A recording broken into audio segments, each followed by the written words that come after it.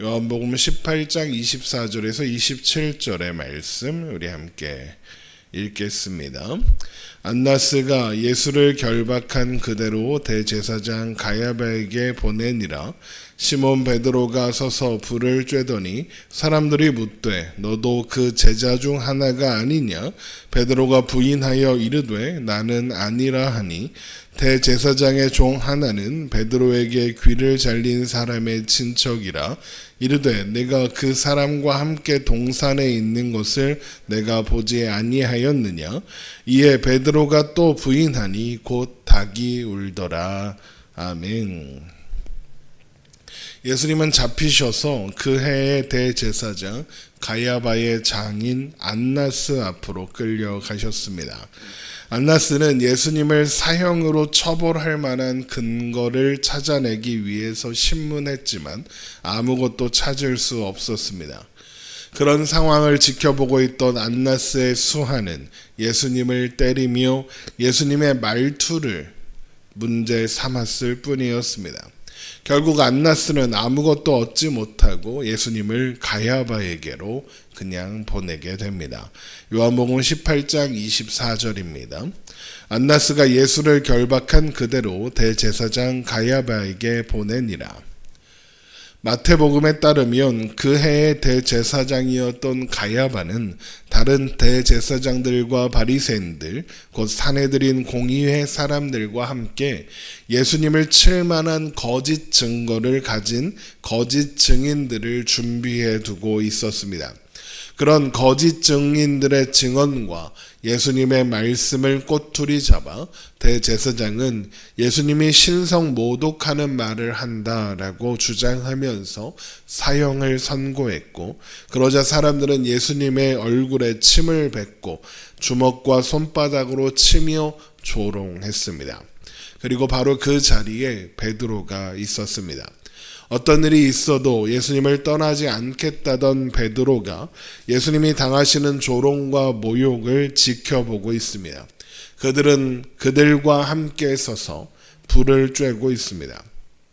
누군가 그를 알아보고 와서 너도 그 제자 중 하나가 아니냐라고 물었지만 나는 아니다라고 시치미를 뗍니다. 요한복음 18장 25절입니다. 시몬 베드로가 서서 불을 쬐더니 사람들이 묻되 너도 그 제자 중 하나가 아니냐? 베드로가 부인하여 이르되 나는 아니라 하니. 베드로는 그의 몸짓과 행동과 말로 나는 저 사람의 제자가 아니다. 나도 너희들 중에 하나일 뿐이다 라고 강하게 표현하고 있는 겁니다. 그런데 그때 베드로에게 귀를 잘린 사람 말고의 친척이 와서 함께 동산에 있는 것을 내가 보았다라고 말하며 추궁했지만 베드로는 다시 한번 부인했고 바로 그때 새벽 닭이 울었습니다. 이것은 예수님께서 말씀하신 대로였죠. 요한복음 18장 26절입니다. 대제사장의 종 하나는 베드로에게 귀를 잘린 사람의 친척이라 이르되 내가 그 사람과 함께 동산에 있는 것을 내가 보지 아니하였느냐? 이에 베드로가 또 부인하니 곧 닭이 울더라. 누가복음에 따르면 베드로가 예수님을 세 번째 부인했을 때 대제사장의 신문을 받으시던 예수님께서 그를 바라보셨고 그때서야 베드로는 닭 울기 전에 네가 세 번 나를 부인하리라 라고 하신 말씀이 떠올랐으며 그제서야 밖으로 나가 심히 통곡했다고 기록하고 있습니다. 베드로를 바라보는 예수님의 시선은 어떤 것이었을까? 베드로를 향한 실망이었는가? 내가 뭐라고 하더냐? 네가 말한 결단 지키지 못할 거라고 하지 않았느냐라는 어떤 책망이었을까? 아마도 확실하게도 그런 것은 아니었을 겁니다. 예수님은 베드로의 연약함과 한계를 그 누구보다도 잘 아셨습니다. 주님은 그가 느낄 좌절과 절망감도 또한 아셨을 겁니다. 그래서 베드로의 부인을 예고하시면서 그의 마음을 위로하시기 위해서였는지 또 그로 대표되는 다른 제자들의 절망과 좌절을 아셨는지 요한복음 14장 1절에 너희는 마음에 근심하지 말라 하나님을 믿으니 또 나를 믿으라 라고 말씀해 주신 것 같습니다. 닭이 우는 소리에 베드로를 바라보시는 주님의 시선 또한 용서와 위로의 또 격려였을 것입니다. 그러나 자신의 현실을 확인한 베드로는 밖으로 나가 통곡할 수밖에 없었습니다. 우리는 베드로의 결심을 잘 알고 있습니다. 그의 결심은 결사의 각오였습니다. 우리 요한복음 13장을 봅니다. 요한복음 13장 37절입니다. 요한복음 13장 37절 베드로가 이르되 주여 내가 지금은 어찌하여 따라갈 수 없나이까 주를 위하여 내 목숨을 버리겠나이다. 주님을 위해서 자기 목숨을 버리겠다던 베드로의 각오는 가짜가 아니었습니다. 진짜였습니다. 그런데 몇 시간 후 베드로는 예수님에게 폭력을 휘두르며 조롱하고 모욕하는 자들 곁에 서서 예수님을 부인하고 서 있습니다.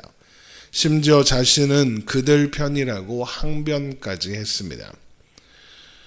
생각해보면 우리들 또한 매 순간 하나님 앞에 진심의 결단과 고백을 하곤 합니다. 어떠한 시련이 와도 두려워하지 않고 주님을 따르겠다고, 어떠한 유혹에도 넘어지지 아니하고 하나님 앞에 거룩한 신앙인으로 예배자로 살겠다고 결단합니다. 그런 결단과 고백은 당연히 거짓이 아니라 진심입니다. 그런데 그런 우리가 언제나 마주하는 현실은 좌절일 때가, 절망일 때가 훨씬 많습니다. 우리는 작은 어려움에도 쉽게 좌절하고 아주 작은 유혹에도 힘없이 무너지고 굴복합니다. 우리는 우리의 신앙을 지킬 힘이 없습니다. 지킬 능력이 없습니다. 우리의 진심이나 결단, 강한 의지로도 아무것도 지킬 수 없습니다. 그러나 우리가 항상 기억해야 하는 것은 우리의 절망과 좌절은 사실 괜찮다는 겁니다. 아무 상관이 없다는 겁니다. 애초에 우리에게 시작된 믿음이 우리에게 근거가 있는 것이 아니었기 때문에 그렇습니다. 우리는 우리의 진심이나 결단이나 의지로 예수님을 믿지 않았습니다. 우리는 아직 연약할 때에, 우리가 아직 죄인 되었을 때에 주님께서 십자가에 죽으심으로써 우리에 대한 하나님의 사랑을 확증해 주셨습니다. 그 결과로 우리는 이 자리에 있는 겁니다. 그 결과로 우리에게 믿음이 시작된 겁니다. 또한 그래서 그 믿음은 우리의 진심이나 결단과 의지로 보존해야 하는 것도 아닙니다. 우리의 믿음을 하나님의 백성이라는 우리의 신분과 존재를 보존하시는 것은 하나님이십니다. 그래서 예수님께서 기도하실 때에 요한복음 17장 11절입니다. 예수님의 기도가 기록된 요한복음 17장에 이런 말씀이 있는 겁니다. 요한복음 17장 11절입니다. 나는 세상에 더 있지 아니하오나 그들은 세상에 있사옵고 나는 아버지께로 가옵나니 거룩하신 아버지여 내게 주신 아버지의 이름으로 그들을 보존하사 우리와 같이 그들도 하나가 되게 하옵소서. 우리의 믿음과 존재와 신분은 아버지의 이름으로 보존됩니다. 하나님께서 하나님의 이름을 걸고 우리를 보존하십니다. 그래서 우리는 하나님을 바라보고 예수님을 바라보면 되는 겁니다. 혹 우리가 예수님을 바라보지 못할 때에도 예수님은 우리를 바라보십니다. 예수님을 부인하는 베드로를 바라보신 것처럼 우리를 바라보십니다. 그렇게 우리의 실패와 좌절과 절망과 미련함과 게으름과 연약함에 주님은 실망과 책망의 눈이 아니라 용서와 위로와 격려의 눈으로 바라보십니다. 그리고 너의 결단으로 되지 않는다. 내가 이루는 일이다. 내가 완성하는 일이다. 라고 말씀하시는 겁니다. 히브리서 12장 2절을 보면 이런 말씀이 있습니다. 믿음의 주요 또 온전하게 하시는 이인 예수를 바라보자.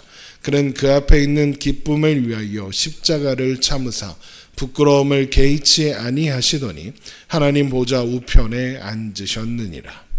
믿음의 주요라고 하는 것은 그가 믿음의 시작을 하시는 분이다. 믿음의 시작자다라는 의미입니다. 또 온전하게 하시는 이다라는 것은 믿음을 온전하게 하시는 분, 믿음을 완성하시는 분이라는 의미입니다. 믿음의 시작자요 완성자이신 분이 누구라고 하십니까? 예수님입니다. 그 예수를 바라보자 하는 것입니다. 예수님께서 우리 안에 믿음을 시작하시고 완성하기 위하여 수치와 모욕을 기꺼이 참으셨고 십자가 또한 참으셨습니다. 그래서 오늘도 우리는 예수 그리스도 그 이름을 붙잡고 하나님 앞으로 나아가고 있는 겁니다. 베드로의 진심이 그를 구원한 것이 아닙니다. 예수님의 사랑이 그를 구원하셨습니다. 우리들 또한 마찬가지입니다. 우리에게 시작되지 않았습니다. 그래서 그 완성 또한 우리의 힘으로 이루는 일이 아닌 것입니다. 그 일을 시작하신 분께서 또한 그 일을 완성하실 겁니다.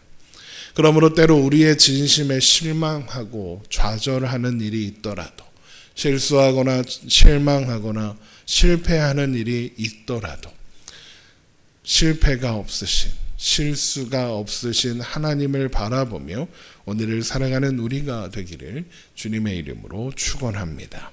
기도하겠습니다.